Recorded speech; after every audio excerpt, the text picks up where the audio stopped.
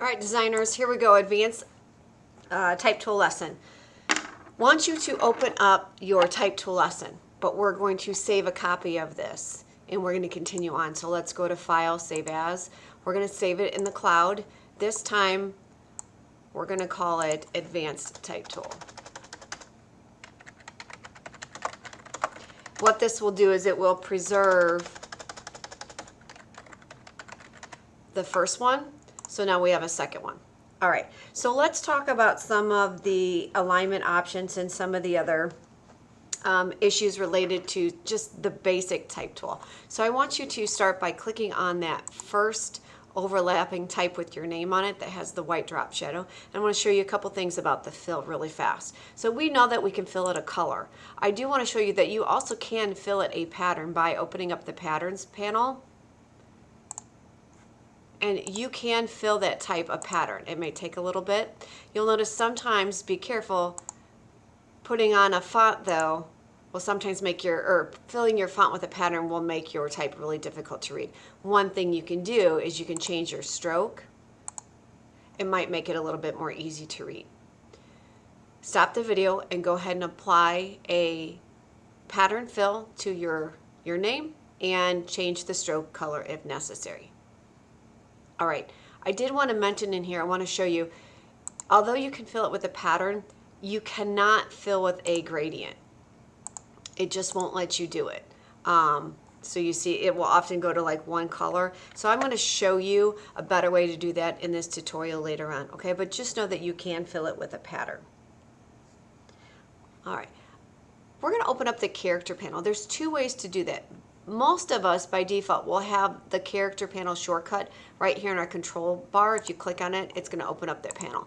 If you do not have this option here, you'll go to Window and open up your character panel, which is down here in with your type. It's a little difficult to find, so you'll go to Type and then Character. But if you're in full screen mode, you should be able to open your character panel. Okay, so I want you to select your name, and we're going to open up the character panel. And I just want to show you that in this character panel, you have your basic options for your type tool. So you can change your font, your size. You can also change some other things, which is things like your tracking, which is the spacing between letters.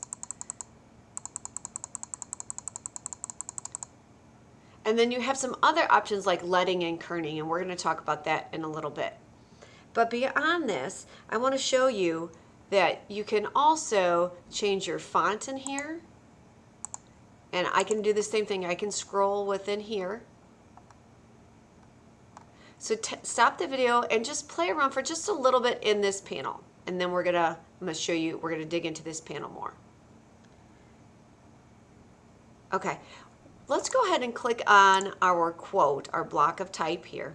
We're going to open up that character panel. I want to show you some of the other options. Besides your basic font size, you do have, like I said, you have what's called tracking and leading. And those are your two most basic things. If I take my leading and I decrease that, what the leading does is it's the spacing between your lines of type. So some of these things like your leading and kerning and things, you can't even see the effects on single type like our name up here. But when you have a block of type, you can see how some of these effects actually work. I also have the spacing within that, the parameters that I set. So if I need to change that, I can change that. If you click on kerning and this pops up, what that means is your font doesn't have the ability to kern. Kern has to do with the spacing between letters, but not making it the same. And that's often if you have an italicized type, which this type does not allow me to have italicized. If I had italic type, sometimes it will let you change that kerning. I'm going to change back. Let's see if I have one that's got it. Ooh, good. Let's see if this one lets me do it. So I just want to show you. It still doesn't. Some of them will let you change it so that your spacing, even though it's not equal spacing, it actually looks more spaced because of the slant that's in your letters. This one, although it's italics, doesn't look very italicized. Okay. So just play around with some of those advanced options in there. All right. Now we're going to go on to the paragraph panel. So similar to the character panel, you should have a paragraph panel shortcut button in your control bar. If you don't, again, go to Window, Type, and your paragraph is in there. I'm going to click on my shortcut.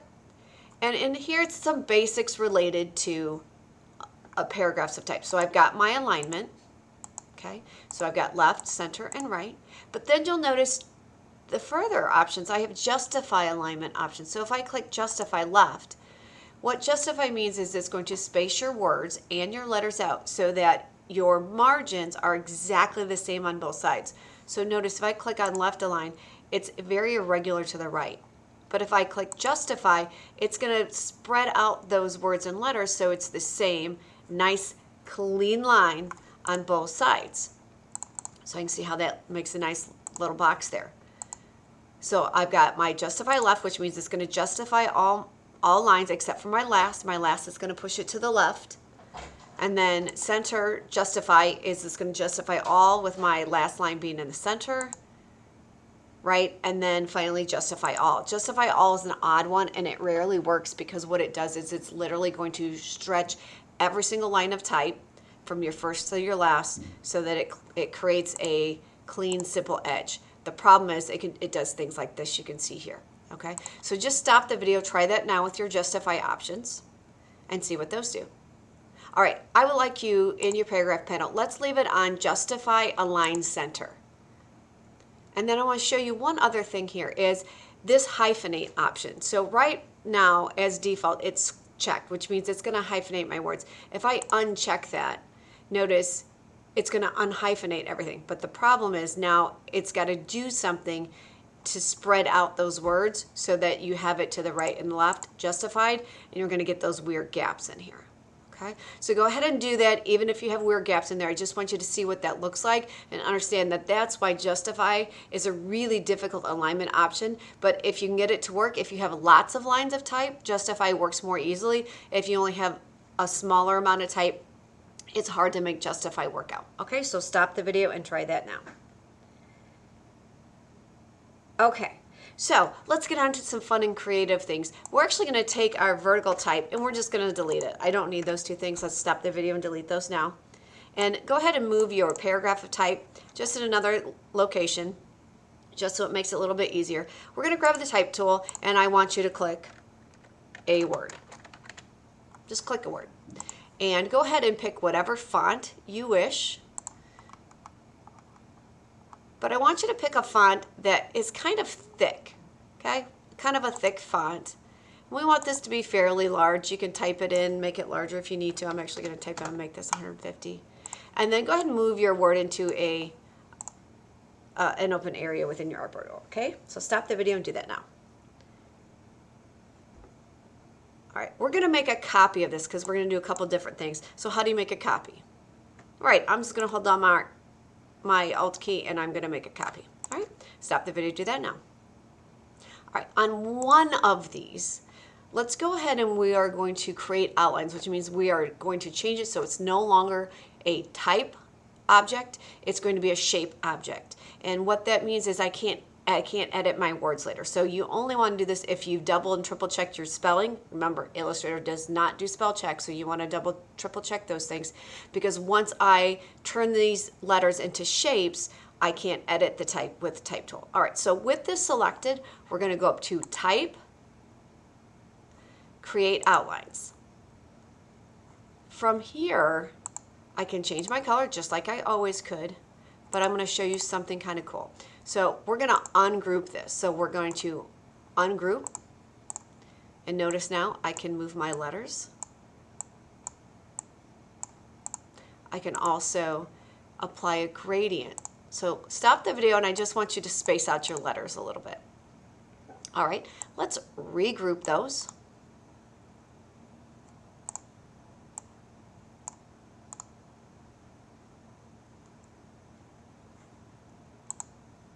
Okay. And we're going to apply a gradient.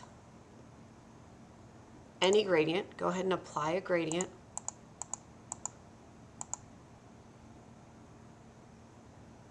Notice it does it to all of the letters. However, I can ungroup those and now change that back.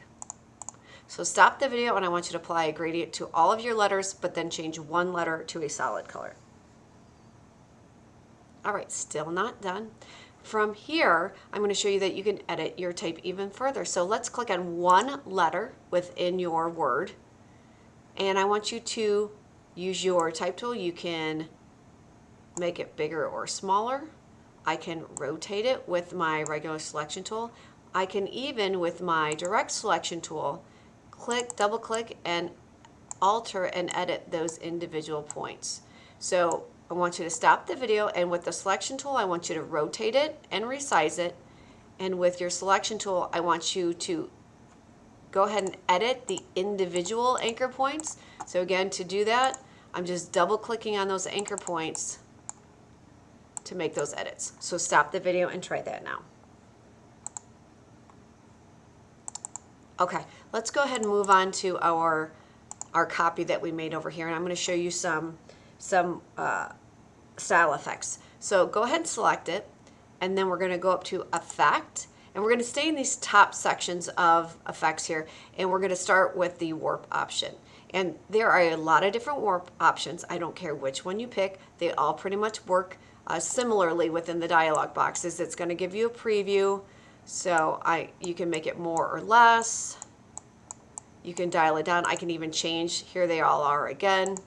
But go ahead and apply a warp option and click OK. Notice I can still resize this if I need to. All right, we're going to go back up to those stylized effects. So we're going to click on Effect again. But this time we're going to go to Stylize, and we're either going to go to Drop Shadow or Feather. You can do either one. Or, you know what, if you want to do the glow or whatever, that's fine too. I'm going to go to my Drop Shadow. Most of these stylized effects will allow you to change the color. So I can put a red drop shadow. I can make it more or less opaque, which means how see-through it is. I can change the angle of it. And then when I'm happy, click OK. So stop the video and apply one of those stylized effects. You can do drop shadow. You can do feather, inner glow, outer glow. That's fine. All right, now we're on to type on path. So we've done some advanced things here. The last couple things are about making your type flow along a certain curve or within a certain shape. So in order to do that, we're going to start by grabbing our rectangle tool. It does not matter what I have my color and stroke fit set on, because it's going to actually make this transparent once we apply type to it. So click and drag a small rectangle. Want you to grab in your type tool the type on path tool. If you're in the basics, you should probably have this, but if not, actually it may not be in basics. So let's load our advanced brushes. Okay, showing you how to do that. Our advanced toolbox, you should have the type on path. And then I want you to come to the left side of your box on it where it says path. If you highlight, it should say path, and if I click, it's going to add my type. It's probably going to be too big. It's okay. I'm going to make it smaller before I start typing. I'm going to go down to say 14 or 18, and then I'm just going to type my name a few times.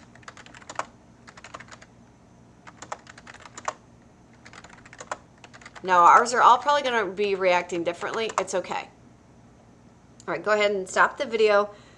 Try to get your name to flow around that a couple of times. All right. With your selection tool, I want you to activate the object.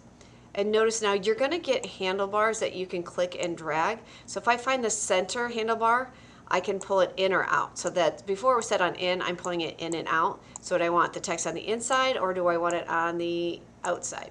And it just takes a little bit. I also lost it. There we go. Try that again. I want it on the outside. There we go. You'll also notice you have start and stop options. So you can push it. Where do I want the text to start? And where do I want it to stop? All right, so stop the video. Try that now. It's a little tricky, but give it a shot. All right. With this box still selected, I want to show you, you can still alter your box as well. So if I click on that direct selection tool, I can double click one of my anchor points and notice I can change that shape of that box. So go ahead and stop the video and try that now. All right, the last thing is the area content tool. I would like you to click on your type of your quote that you have.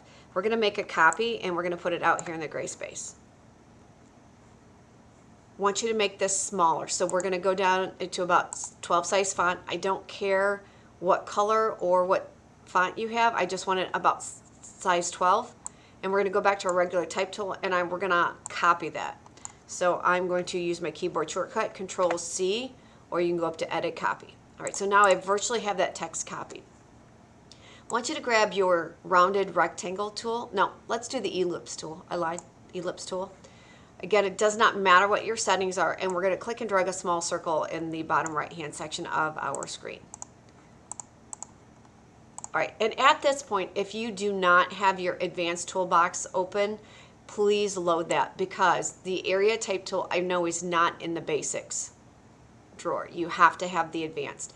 So we're going to grab our area type tool and we're going to find the path. And you have to find when it says path that it should highlight in pink. If you click on that, it's going to add type and we're going to hit Control V and it should put your quote in there. It won't all fit, but stop the video and try that now. All right, now let's make this fit. So if we click on our selection tool to highlight our text, we can take our font down.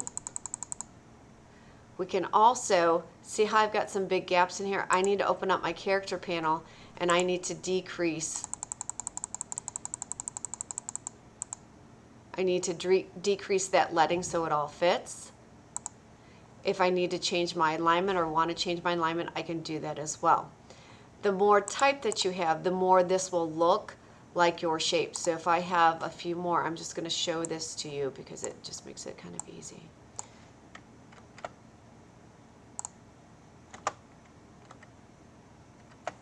Oops. I just want to show you. I just want to have lots of type here. Because my quote was kind of short.